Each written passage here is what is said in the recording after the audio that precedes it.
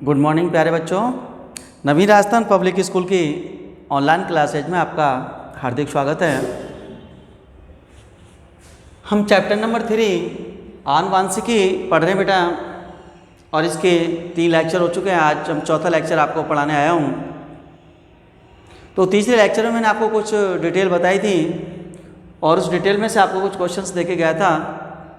तो विश्वास है कि आप लोगों ने उनको अध्ययन किया भी होगा और आपको इंटरेस्ट भी आया होगा। तो देखो बेटा, ये पहला दिया था कि मेंडलवाद की पुनर्खोज कब की गई थी। मैंने स्टार लगा के नीचे बताए थे आपको कि पुनर्खोजकर्ताओं के नाम और सन जरूर याद करने हैं, और इसकी पुनर्खोज जब हुई थी वो था सन 1900। और 3 अलग अलग देशों के साइंटिस्ट थे। हॉलैंड के ह्यूगो डी ब्रीज, जर्मनी के कार्ल कॉरेंस, ऑस्ट्रिया के एरिक वॉन शेरमैक। ठीक है ना। इनके बाद मैंने आपको कहा था बेटा कि मटर के पौधे में टोटल जो लक्षण थे वो 34 जोड़ी थे, लेकिन मेंडल ने केवल 7 जोड़ी लक्षणों का ही अध्ययन किया था 7 वर्ष तक। तो वो लक्षण कौन कौन से थे जिनका मेंडल ने अध्ययन किया। और मैंने आपको एक चीज़ भी बताई थी कि जीन लक्षणों को नियंत्रित करते हैं, और एक लक्षण के लिए एक जोड़ी जीन काम में आएगा। तो वो जीनों भी अलग अलग प्रकार के हो सकते हैं, कोई प्रभावी का भी हो सकता है, प्रभावी का भी हो सकता है। तो हम इस सारणी के द्वारा मैं आपको स्पष्ट करूंगा कि मेंडल ने किन 7 जोड़ी लक्षणों का अध्ययन किया, और उन लक्षणों में भी कौन सा लक्षण प्रभावी होता है और कौन सा अप्रभावी। तो आप ध्यानपूर्वक इसको ढंग से देखेंगे और टेबल बनाएंगे। तो पहले समझिएगा सभी।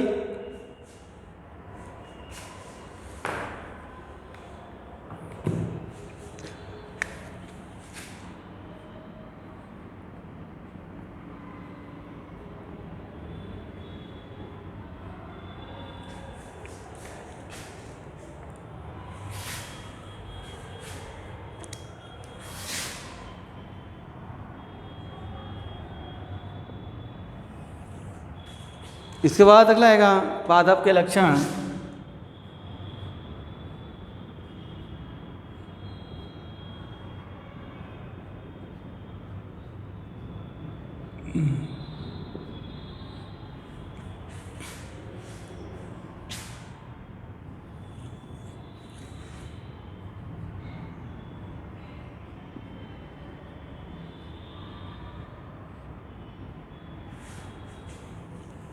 प्रभावी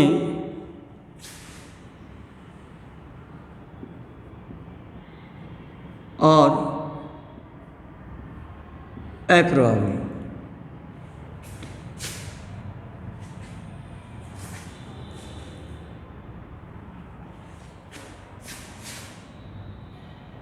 पहला है पादप की ऊंचाई।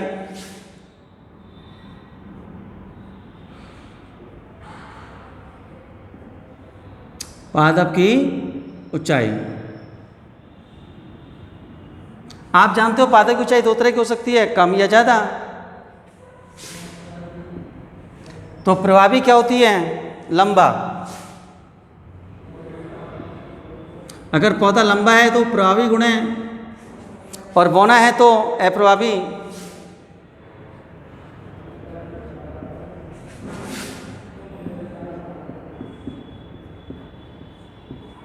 बौना क्या हो जाएगा? अप्रभावी।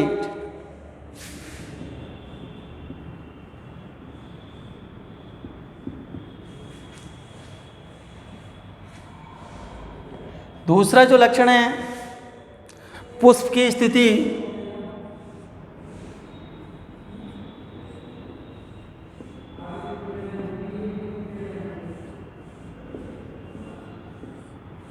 पुष्प की स्थिति भी अलग अलग होगी।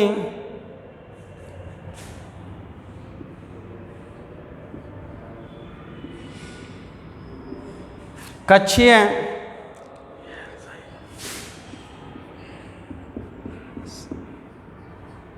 इसे एक्सियल बोलेंगे बेटा, और अगली होगी अग्रस्त।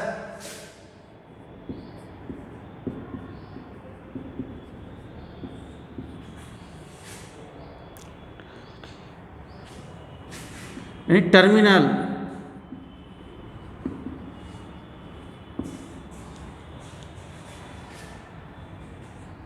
तीसरा, परिपक्व फली की आकृति। परिपक्व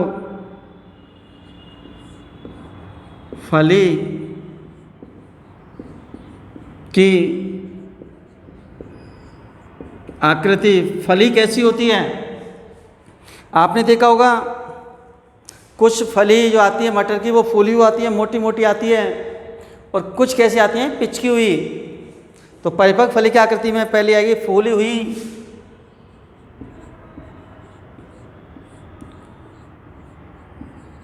और इसके जो विपरीत है वो आएगी संकीर्णित।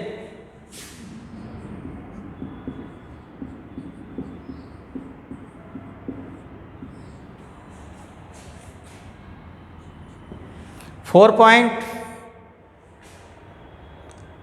ये था फली की आकृति। अब आता है फली का रंग।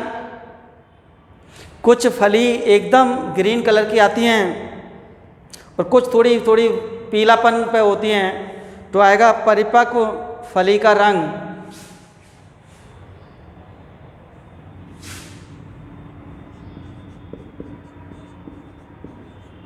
अपरिपक्व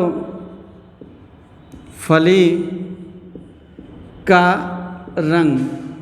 इसको थोड़ा सा हाईलाइट कर लो, यहाँ बच्चे कंफ्यूज हो जाते हैं बेटा। इन दोनों में डिफरेंस है, यहाँ रंग और ऊपर क्या आएगा, आकृति।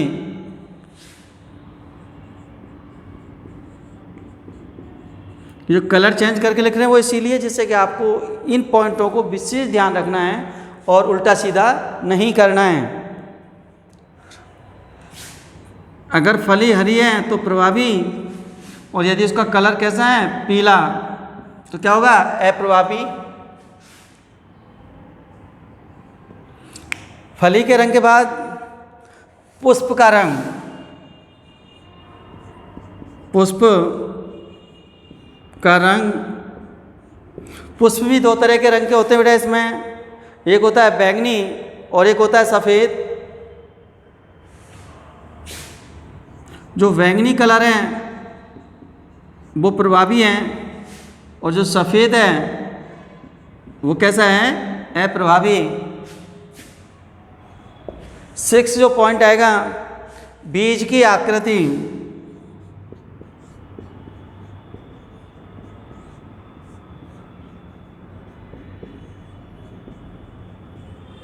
बीज की आकृति में आप देखते हैं तो गोल आएगा, बिल्कुल गोल, और एक आती है पिचका मटर जिसे कहते हैं अपन, झुर्रीदार, झुर्री बन जाती है उसमें।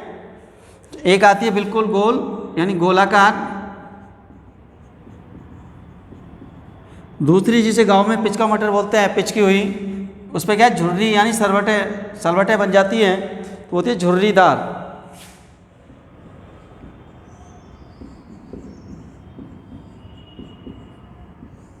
एक लास्ट रह जाता है बीज का रंग।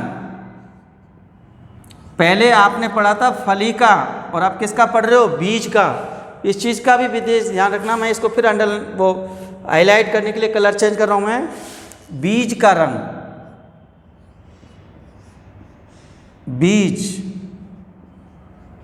क्योंकि ऊपर जो रंग पड़ा था वो किसका पड़ा था, फली का। तो बीज का जो रंग है इसमें पीला क्या होता है, प्रभावी, और हरा क्या होता है, अप्रभावी। इसको हाईलाइट करने का जो मेन रीजन है वो यही है बेटा कि आप इस जब टेबल को देखोगे, इसको देखो आप, इसको और इसको, इसमें जब आपने देखा कि अपरिपक्व फली का रंग जो हरा है, हरा रंग क्या है, प्रभावी, और पीला रंग क्या है, अप्रभावी। लेकिन जब हम बीज के रंग की बात करते हैं तो इसको उल्टा है। पीला जो रंग है वो कैसा है, प्रभावी, और हरा रंग कैसा है, अप्रभावी। तो यहाँ कंफ्यूज मत होना, इस तरह से आप भी इनको हाईलाइट कर लो कि फली का जो हरा रंग प्रभावी है तो बीज का कौन सा प्रभावी होगा, पीला, और फली का पीला रंग अप्रभावी है तो बीज का कौन सा अप्रभावी होगा, हरा। दोबारा से समझो इस चीज़ को। पादप के लक्षण की बात करें तो पादप की ऊंचाई दो तरह की हो सकती है, लंबा या बौना। पुष्प की स्थिति कक्षीय और अग्रस्त, इसमें ऐसा होता है जैसे प्लांट जा रहा है, ये टहनी है तो पुष्प यहाँ भी लग सकता है, तो ये तो हो जाएगा कक्षीय है। और अगर यहाँ ना लग के इस तरह से आ रहा है और फिर यहाँ लग रहा है तो ये अग्रस्त हो जाता है। इसके बाद फली की आकृति, फली दो तरह की होती हैं, एक तो फूली हुई फली आती है मोटी मोटी, और एक आती है पिचकी हुई, वो संकीर्णित होती है। तो फूली हुई प्रभावी है और संकीर्णित कैसी होगी, अप्रभावी। फली के रंग की बात करें तो फली में हरा रंग प्रभावी है और पीला अप्रभावी। पुष्प के रंग की बात करें तो पुष्प में बैंगनी रंग प्रभावी है और सफ़ेद अप्रभावी। बीज की आकृति यानी गोलाकार है प्रभावी, झुर्रीदार अप्रभावी, और बीज का जो रंग है वो फली के रंग के बिल्कुल विपरीत पीला प्रभावी होता है और हरा अप्रभावी होता है। तो प्रभावी और अप्रभावी का मतलब ये है कि यदि पादप में लंबेपन के भी जीन है और बौनेपन के भी जीन है तो पादप जो प्राप्त होगा वो लंबा ही प्राप्त होगा, बौना नहीं होगा, क्योंकि लंबेपन के जीन बौनेपन के जीन को क्या कर देंगे, लक्षण को दबा देंगे। ये दिखा रहा है अपना प्रभाव, इसलिए कहलाया प्रभावी, और ये वहाँ उपस्थित है लेकिन इसके कारण अपना प्रभाव नहीं दिखा पा रहा, नॉन इफेक्टिव, तो क्या कहलाया, अप्रभावी। क्योंकि प्रत्येक लक्षण को नियंत्रित एक जोड़ी जीन करेगा, एक मेल से आएगा और एक फीमेल से आएगा। मेल से कोई सा आए, फीमेल से कोई सा आए, इससे कोई इफेक्ट नहीं पड़ता। वो इफेक्ट पड़ता है जीन को कैसा है। जो जीन लंबेपन का है वो चाहे मेल से आए चाहे फीमेल से आए अपना प्रभाव अवश्य दिखाएगा। मेल और फीमेल का इफेक्ट नहीं पड़ता, केवल जीन का इफेक्ट पड़ता है लक्षण पर, कि वो जो लक्षण है आ कौन सा रहा है। इसी तरह अगर कक्षीय का भी है और अग्रस्त का भी है तो कक्षीय पुष्प उत्पन्न होगा, ना कि अग्रस्त। हाँ, अगर दोनों भी लंबे लंबे के जीन आ जाते हैं तो भी लंबा पादप प्राप्त होगा। एक लंबे का जीन और एक बौने का जीन आता है तो भी लंबा प्राप्त होगा, यानी लंबे का वर्चस्व हो गया। लेकिन यदि दोनों ही जीन बौने के हैं, लंबे का जीन ही नहीं है, एब्सेंट है, तो बेचारा बौना प्राप्त होगा। फिर तो बौना, क्यों कि लंबा है ही नहीं, तो इसकी चल जाएगी, वैल्यू बन जाएगी उस समय, तो ये प्रभावी होगा। दूसरे क्या है कि जब मेंडल ने इन प्रयोगों को किया था तो करने के लिए अब लंबा, कक्षीय, फूली, हरी, बैंगनी इस तरह लिखता तो बहुत जगह और बहुत टाइम दोनों ही खर्च होते। इसलिए उन्होंने इनके, जैसे केमिस्ट्री में अपन प्रतीक पढ़ते हैं, हाइड्रोजन का H, ऑक्सीजन का O, नाइट्रोजन का N, इसी तरह से उन्होंने भी इसके सिंबल्स यूज़ किए। और सिंबल्स यूज करने के लिए एक उन्होंने रूल्स बनाया कि जब किसी भी लक्षण विशेष का सिंबल यूज करना था तो उसके प्रभावी गुण का सेलेक्ट किया और प्रभावी गुण को अंग्रेजी में लिख के उसका जो पहला लेटर है वो उस लक्षण का सिंबल बना दिया। तो जैसे अगर मैं लंबेपन की या अपनी पादप की ऊंचाई की बात करूँगा तो ऊंचाई की बात जब भी करूँगा तो टी काम में लूँगा। क्या काम में लूँगा? टी। अब आप कहोगे सर लंबे के लिए टी ले लोगे लेकिन बौने के लिए क्या लोगे? तो बौने के लिए भी टी लूँगा। जब दोनों ही टी ले लूँगा तो फिर डिफरेंस क्या रहेगा कि लंबा कौन सा है और बौना कौन सा है। तो इसकी पहचान करने के लिए एक नियम बनाया कि जो प्रभावी लक्षण है, प्रभावी लक्षण के लिए सदैव कैपिटल लेटर यूज किया, कैपिटल, और अप्रभावी के लिए उसी लेटर को किस में लिख दिया? स्मॉल में। जैसे मैं अगर लंबेपन में बात करूं, ऊंचाई की, पादप की ऊंचाई की बात करूं, पादप की ऊंचाई, तो इसके दो बनेंगे, लंबा और बौना।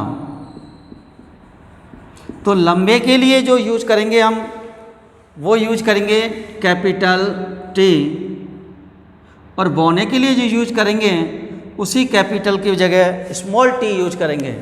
तो लंबा किसको रिप्रेजेंट करेगा? कैपिटल टी लंबे को, और स्मॉल टी बौने को रिप्रेजेंट करेगा।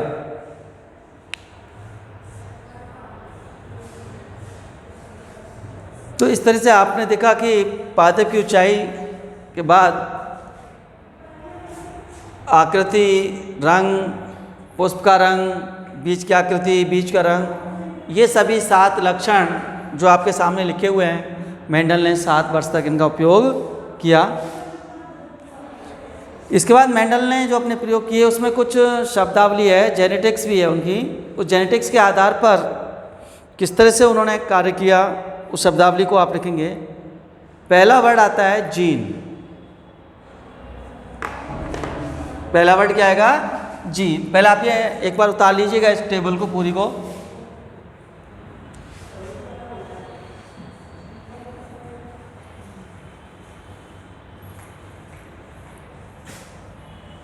आपने इस टेबल को उतार लिया होगा। तो जो मेंडल ने शब्दावली यूज की है इन प्रयोगों को समझाने के लिए, उस शब्दावली को लिखेंगे। तो सबसे पहले लिखेंगे आप जीन।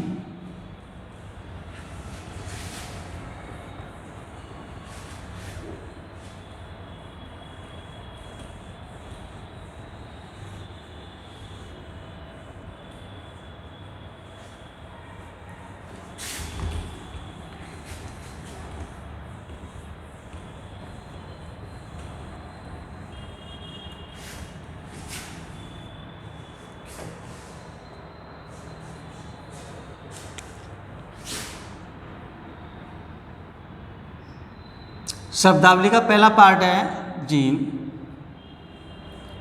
मेंडल ने जीन की जगह इस वर्ड को यूज किया था कारक। क्या बोला था उसने? कारक बोला था। ये वे कारक होते बेटा जो लक्षण विशेष को नियंत्रित करते हैं। जो किसी एक लक्षण को नियंत्रित करता है जीन कहलाता है। जो किसी एक लक्षण, जो किसी एक लक्षण को नियंत्रित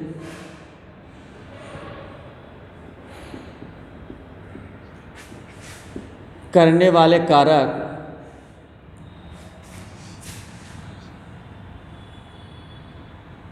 किसी एक लक्षण को नियंत्रित करने वाले कारक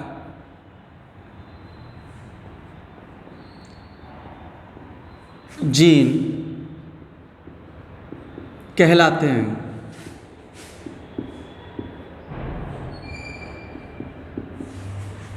तो जीन एक कारक होता है। कारक कौन बोला था? मेंडल बोला था। जीन शब्द की उत्पत्ति बाद में हुई थी, उसने तो इसको कारक ही कहा था। जीन जो शब्द दिया वो जॉनसन ने दिया। यहाँ स्टार बना के लिखिएगा इसको अलग से।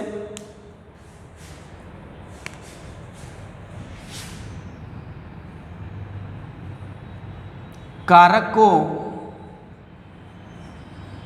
जीन नाम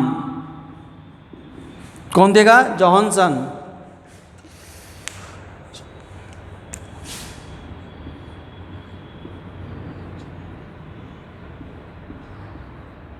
ने दिया। इसको विशेष तौर पे आपको ध्यान रखना है कि जीन नाम किसने दिया? Given by Johnson.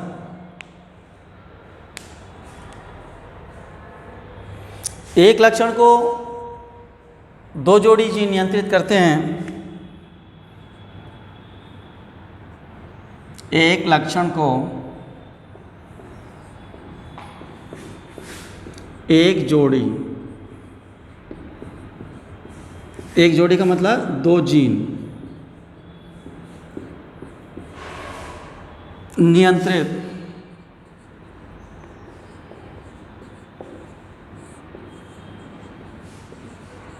करते हैं। तो इस तरह से आपने ये पढ़ा। तो आप देखिएगा,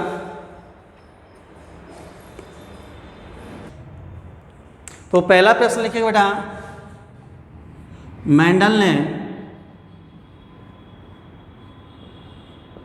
अपने प्रयोग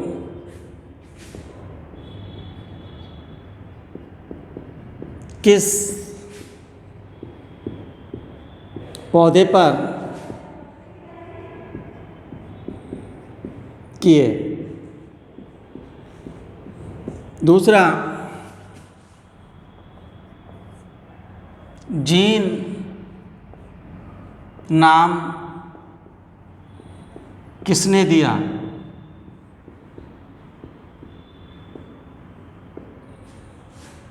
एक और लिख लीजिएगा, मटर में कितने जोड़ी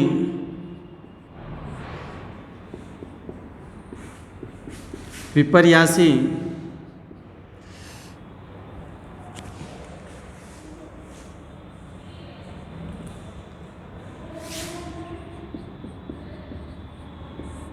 लक्षण पाए जाते हैं। इनको आप ईमानदारी से सॉल्व करना बेटा। फिर नेक्स्ट उसमें मिलेंगे, तब तक के लिए धन्यवाद।